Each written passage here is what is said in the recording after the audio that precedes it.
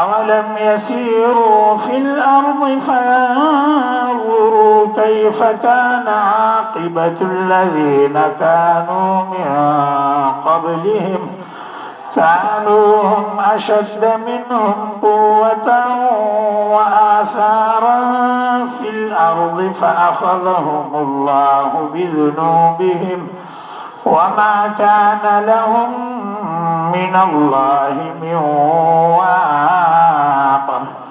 ذلك بأنهم كانت تأتيهم رسلهم بالبينات فكفروا فأخذهم الله إنه قوي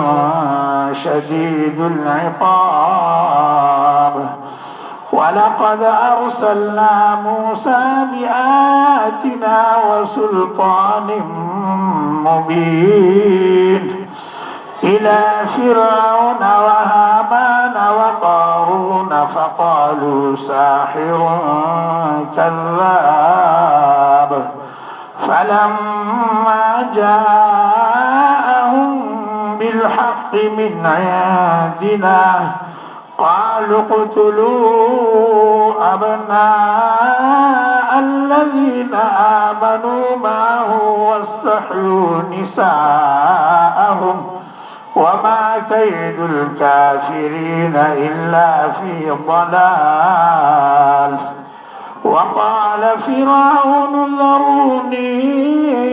أقتل موسى وليدع ربه إني أخاف أن يبدل دينكم أو أن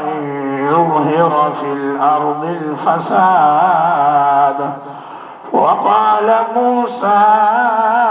إني عذت بربي وربكم